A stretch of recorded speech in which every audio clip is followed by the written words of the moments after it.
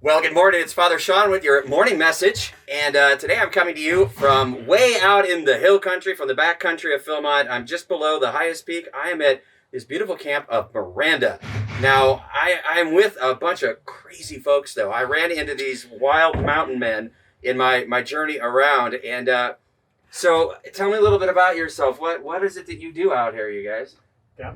We are portraying the Mountain Man Rendezvous that would be around this area where all the mountain men would come and they would compete in competitions like tomahawk competitions and shooting competitions, and we'd trade all of our pelts that we've been collecting for the whole entire year and our lovely trade tent over there.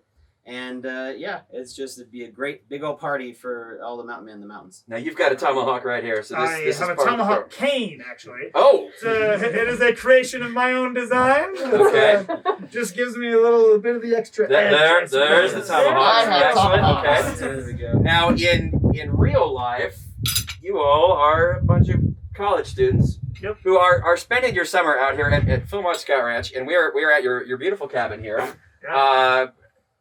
Do you have electricity in this cabin? Nope. No. There is no electricity in this cabin. Other college students out there listening to this, how many of you are spending your summer without electricity? Do you like it out here, though? Yes. Oh, Yeah. 100%. They do not have electricity, and they like it. Well, it could be because they have this beautiful meadow out here that you get to see. True.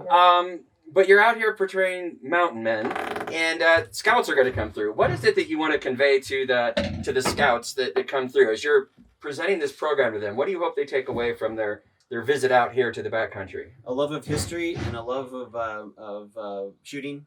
We're going to introduce a whole new generation, we hope, to black powder rifle shooting. Awesome. And why do you think that's important? History. History. It's a very historical way of actually shooting a rifle in the old ways.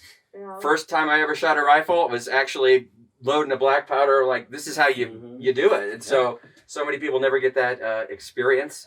So you get to live life a little bit in an earlier time. What time are you portraying? What year about? 1838. 1838. With a wood-burning stove. Wood-burning stove, and your lights inside, what are they? Lamps. Lamps. Candles. Yep. Candles. They had this cool chandelier that they put candles all in, and then realized that the wax dripped on the ground. That was... Yeah. It's early in the season, so they're learning We will how this figure it goes. out We'll as we figure it go out. along.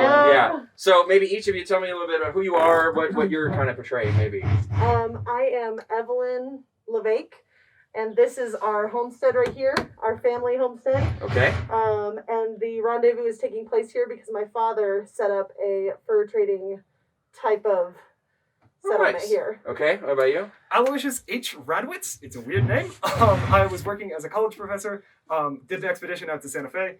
College realized my credentials from Boston were less than authentic, and so I decided I was already out here. I loved what I was doing. No sense going back and writing papers about it when I can just live it. So Cool. yeah. I am Genevieve LeVake. I am sisters with Evelyn Oh, over here. sisters. This is our homestead for sure. I have been married twice, and my second husband has mysteriously disappeared, and I have come back home. There's a cemetery up the road. Oh, yes. Yes, Okay. it is. And you're the head. You're the head I'm shooter right now. Captain Coulter. I'm the captain of the Cimarron Valley Okay. Trading Company. I'm head of this rendezvous out here. Nice. David, you're a Phil staffer. Yep. Who do you normally portray? David's going on a day off, so he's ready to get Days down. off, but on most days I am Henry Little Bear James. I was working a farm down in Texas when the Texas Revolution happened. Fought a little bit for them. The Mexican government decided that anyone who fought against them who was not a citizen of Mexico was considered a pirate. So I decided to. So you're a pirate. I am a mountain pirate. A mountain pirate from 1838. Okay. I decided to come up here and started hunting to feed myself and started selling furs to make some money. Cool. My name is Wilbur Wonktavius, and You have the cool hat. Yes, thank you. I mean, your hat is cool. Too. I was working in a factory in New York for a while. Didn't really like it a whole lot. This is all pre-unions. It's not great. So I'm coming out here to try and strike it rich. And then one day I'm going to go back, build my own factory, maybe, a chocolate river or two, give out some golden tickets. We'll see what happens. That's All what right. I'm doing. And you with the other cool hat. I have the other cool hat. My name is Montgomery Phillips. I started my career very early on. My father was a trapper. I was born and raised in Halifax, Nova Scotia.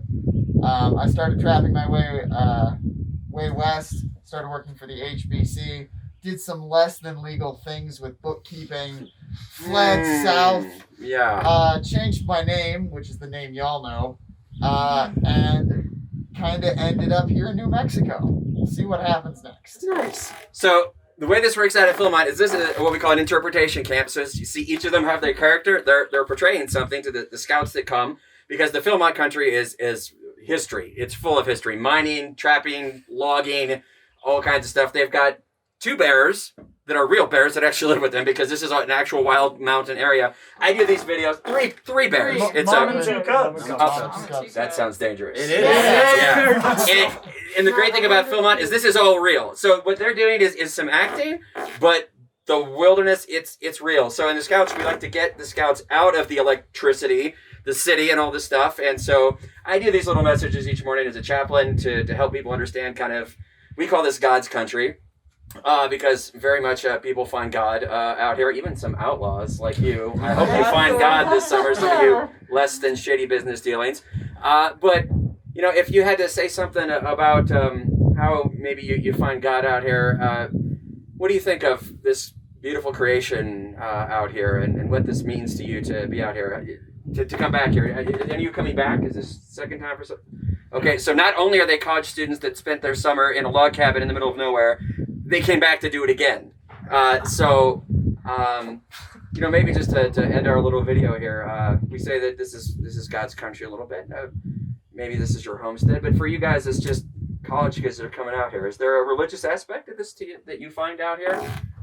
Doesn't have to be everybody, or, you know. Absolutely.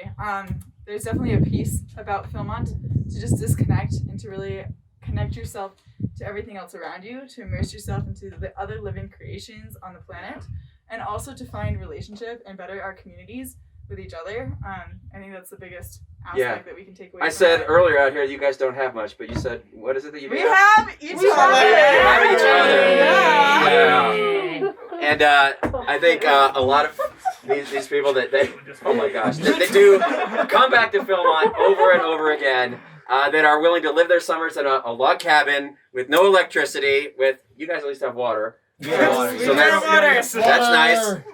A lot of times the camps get their water from the stream that would go by, as the people from French Henry are nodding because they get their water from a stream.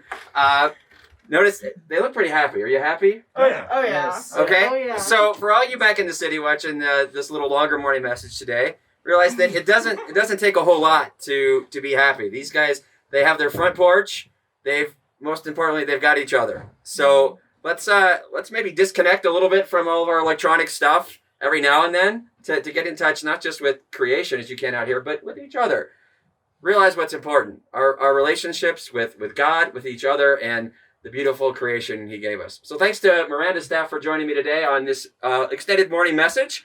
We'll see you next time. Father Sean out. Bye, everybody. Bye.